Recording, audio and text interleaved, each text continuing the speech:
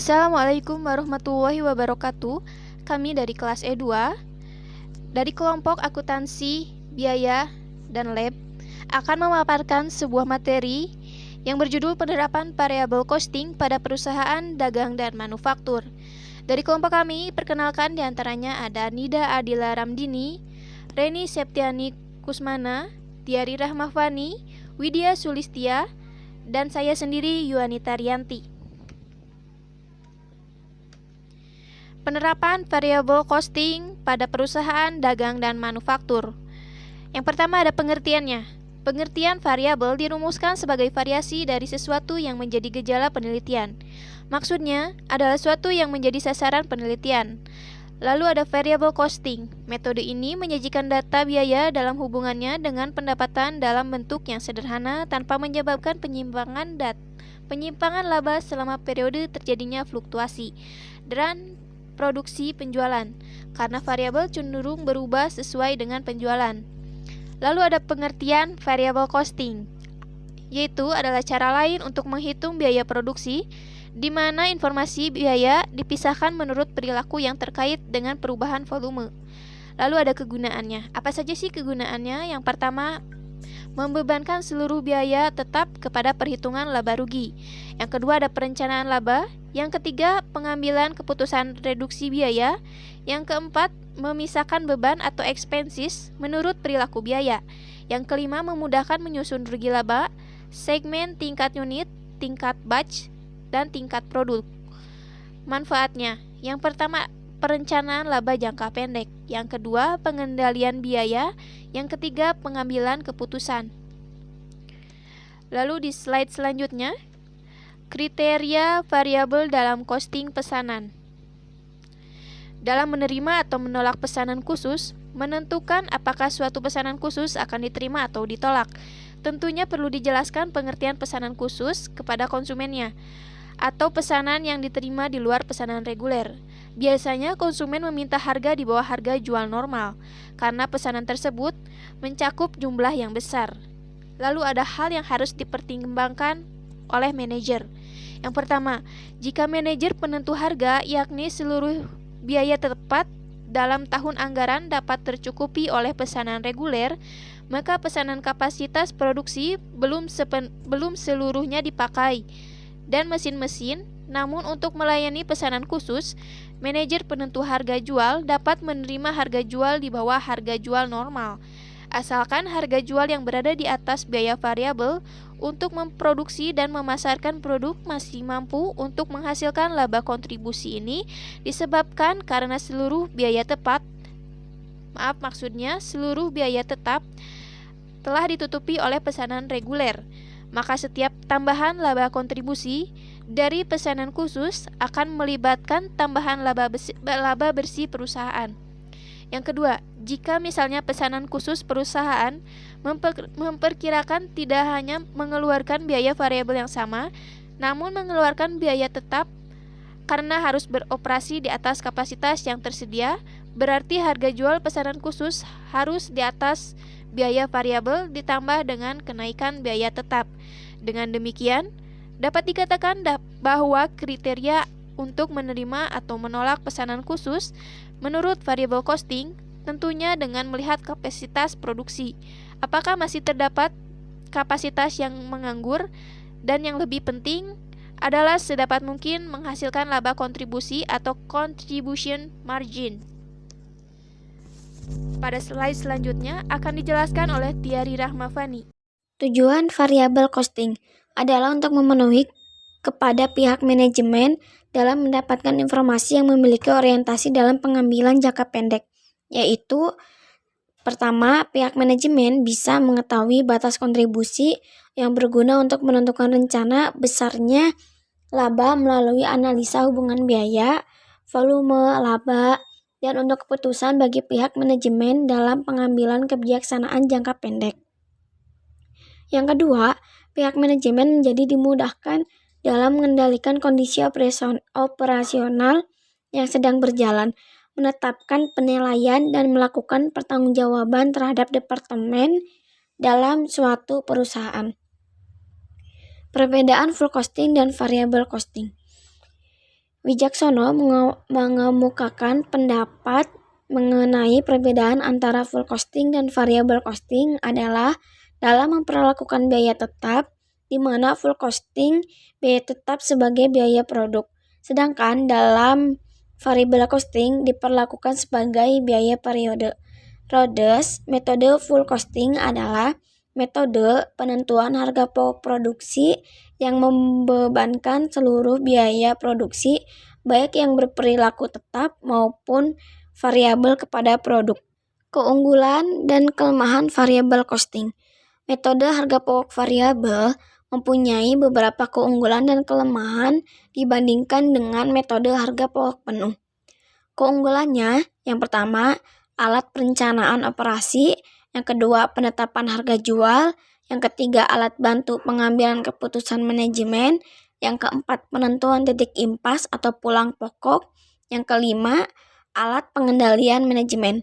Kelemahannya, yang pertama, tidak sesuai dengan pelaporan eksternal, yang kedua, kesulitan pemisahan biaya ke dalam biaya tetap dan biaya variabel. Yang ketiga, tidak sesuai dengan pemanfaatan fasilitas atau sumber. Yang keempat, cenderung menganggap remeh elemen biaya tetap. Perusahaan dagang dan manufaktur, yaitu perusahaan dagang ialah perusahaan yang melakukan pembelian dan kemudian melakukan penjualan produk berwujud tanpa mengubah bentuk dasar atau aslinya. Biasanya perusahaan ini menjual produknya secara eceran. Contoh, supermarket, toko buku dan alat tulis, toko grosir, department store, dan lain sebagainya. Perusahaan manufaktur ialah perusahaan yang membeli bahan baku dan komponennya. Hal ini mengubah bahan mentah menjadi bermacam produk yang siap dijual. Contoh, perusahaan otomotif yang membuat kendaraan, perusahaan tekstil yang membuat pakaian, perusahaan pengolah makanan, dan lain sebagainya. Akuntansi biaya standar.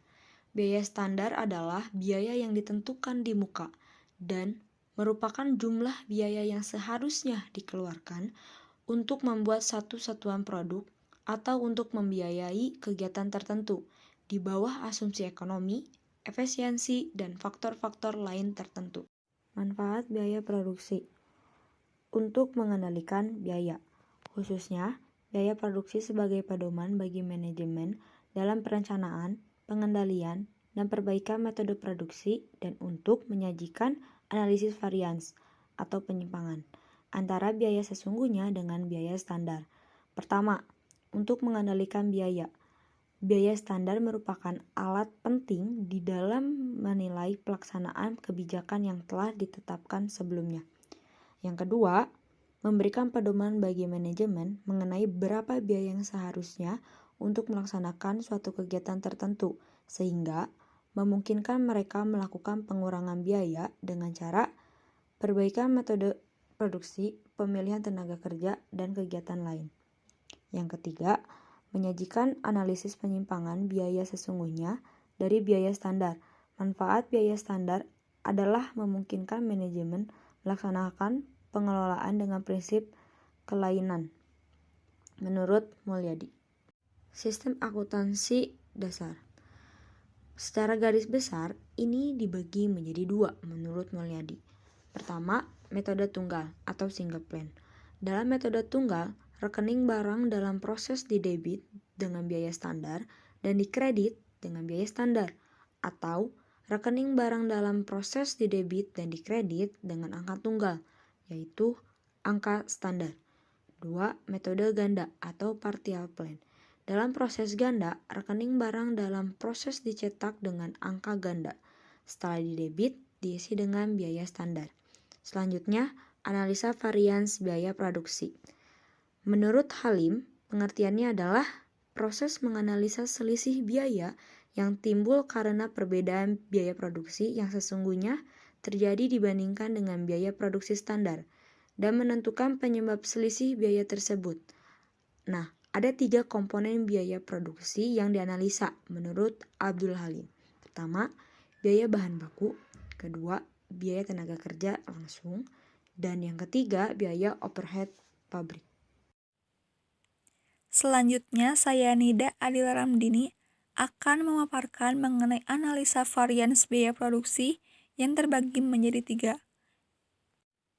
Yang pertama ada analisa selisih biaya bahan baku. Selisih biaya ini disebabkan oleh adanya perbedaan harga sesungguhnya dengan harga standar dan perbedaan antara kuantitas sesungguhnya dengan kuantitas standar, menurut Abdul Halim tahun 2010. Yang kedua ada analisa selisih biaya tenaga kerja langsung.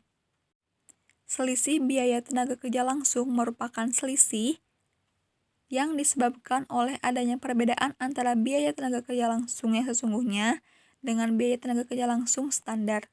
Selisih biaya ini disebabkan oleh adanya perbedaan antara tarif upah sesungguhnya dengan tarif upah standar dan perbedaan antara jam kerja sesungguhnya dengan jam kerja standar. Yang ketiga ada analisa selisih biaya overhead pabrik. Selisih biaya overhead pabrik merupakan selisih biaya yang disebabkan adanya perbedaan antara biaya overhead pabrik yang sesungguhnya terjadi dengan biaya overhead pabrik standar. Selanjutnya ada model analisis selisih biaya produksi langsung menurut Mulyadi tahun 2014 yang terbagi menjadi 3 model. Yang pertama ada metode satu selisih atau the one-way model. The one-way model ini merupakan selisih antara biaya sesungguhnya dengan biaya standar tidak dipecah ke dalam selisih harga dan selisih kuantitas, tetapi hanya ada satu macam selisih yang merupakan gabungan antara selisih harga dengan selisih kuantitas. Rumusnya yaitu ST sama dengan dalam kurung harga standar dikali kuantitas standar dikurangi dalam kurung harga sesungguhnya dikali kuantitas sesungguhnya. Lalu yang kedua ada metode dua selisih atau the two-way model. The two-way model ini merupakan selisih antara biaya sesungguhnya dengan biaya standar dipecah menjadi 2 macam selisih, yaitu selisih harga dan selisih kuantitas atau efisiensi. Rumusnya yaitu selisih harga sama dengan dalam kurung harga standar dikurangi harga sesungguhnya dikali kuantitas sesungguhnya. Dan selisih kuantitas sama dengan dalam kurung kuantitas standar dikurangi kuantitas sesungguhnya dikali harga standar. Yang ketiga ada metode 3 selisih atau the three-way model. The three-way model ini merupakan selisih antara biaya standar dengan biaya sesungguhnya dipecah menjadi 3 macam selisih, yaitu selisih harga, selisih kuantitas, dan selisih harga kuantitas. Rumusnya yaitu selisih harga sama dengan dalam kurung harga standar dikurangi harga sesungguhnya dikali kuantitas standar. Lalu selisih kuantitas sama dengan dalam kurung kuantitas standar dikurangi kuantitas sesungguhnya dikali harga standar. Dan selisih harga kuantitas rumusnya yaitu sama dengan dalam kurung harga standar dikurangi harga sesungguhnya dikali dalam kurung kuantitas standar dikurangi kuantitas sesungguhnya. Selanjutnya mengenai selisih biaya overhead pabrik. Perhitungan tarif biaya overhead pabrik adalah menggunakan kapasitas normal, sedangkan pembebanan biaya overhead pabrik kepada produk menggunakan kapasitas sesungguhnya yang dicapai. Oleh karena itu, menurut Mulyadi tahun 2014, ada 4 model analisis selisih biaya overhead pabrik, yaitu sebagai berikut. Yang pertama, model satu selisih. Selisih biaya overhead pabrik dihitung dengan cara mengurangi biaya overhead pabrik dengan tarif standar pada kapasitas standar dengan biaya overhead pabrik sesungguhnya. Yang kedua, model 2 selisih. Selisih biaya overhead pabrik yang dihitung dengan model 2 selisih dapat dipecah menjadi 2 macam selisih, yaitu selisih terkendali dan selisih volume. Yang ketiga yaitu model 3 selisih. Selisih biaya overhead pabrik yang dihitung dengan model 3 selisih dapat dipecah menjadi 3 macam selisih, yaitu selisih pengeluaran, selisih kapasitas, dan selisih efisiensi. Yang keempat yaitu model 4 selisih. Model 4 selisih merupakan perluasan model 3 selisih. Dalam model ini, selisih efisiensi dalam model 3 selisih dipecah lebih lanjut menjadi 2 selisih, yaitu selisih efisiensi variabel dan selisih efisiensi tetap. Yang selanjutnya ada penerapan variable costing pada perusahaan dagang dan manufaktur. Salah satu faktor yang mempengaruhi perusahaan dalam meningkatkan laba operasional, harga pokok produksi, di mana dalam pembahasan ini ditekankan pada kalkulasi harga pokok produksi dengan metode variable costing. Analisis biaya variabel pada PT Sumber Alvaria Trijaya terbuka cabang Velan Organ Ilir. Pada PT Sumber Alvaria Trijaya, jumlah jenis biaya yang ada pada pengeluaran variabel jauh lebih banyak daripada jumlah jenis biaya tetap yang ada. Berikut data biaya pengeluaran yang bersifat variabel yang ada pada PT Sumber Alvaria Trijaya terbuka cabang Velan Organ Ilir selama 3 bulan, yaitu bulan Januari sampai bulan Maret 2015. Jumlah biaya variabel pada PT Sumber Alvaria Trijaya dari bulan Januari hingga bulan Maret 2015 mengalami fluktuasi. Terlihat pada bulan Januari ke Februari mengalami kenaikan, sedangkan pada bulan Maret kembali mengalami penurunan yang pesat, bahkan lebih rendah dari bulan Januari. Hal ini disebabkan karena adanya beberapa jenis biaya yang selalu berubah secara signifikan sehingga memiliki pengaruh yang sangat besar terhadap total jumlah biaya yang dikeluarkan setiap bulannya. Biaya tersebut antara lain biaya listrik, telepon, dan bensin, atau oli untuk keperluan genset. Ketiga biaya tersebut sangat berpengaruh besar dalam menentukan besar kecilnya jumlah biaya variabel yang akan dikeluarkan. Biaya listrik meliputi lampu sebagai penerang di dalam dan di luar Alfamart, komputer sebagai alat transaksi dan mengelola data, serta freezer sebagai pendingin minuman. Rata-rata biaya listrik sebagai biaya yang tergolong pada biaya variabel dari bulan Januari hingga bulan Maret 2015 sebesar Rp449.912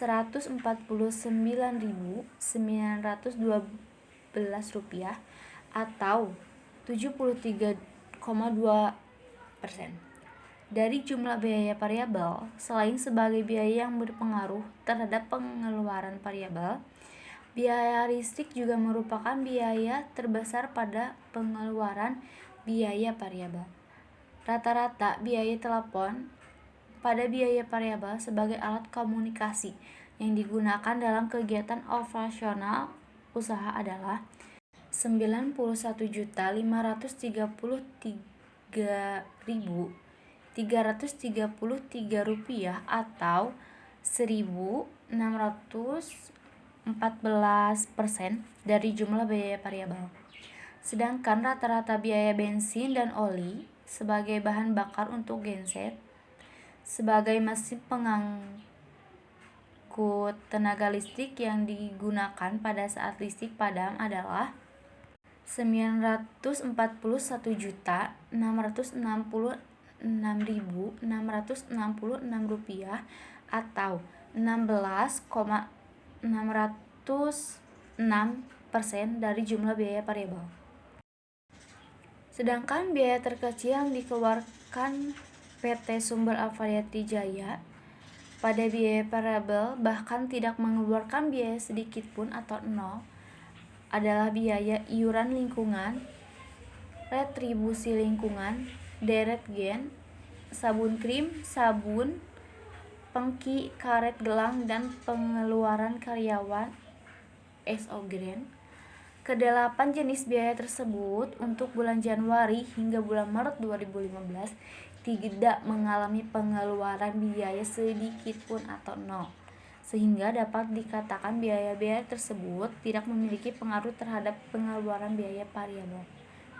Sekian penjelasan materi yang kelompok kami sampaikan. Maaf bila ada salah-salah kata, mohon dimaafkan. Wassalamualaikum warahmatullahi wabarakatuh.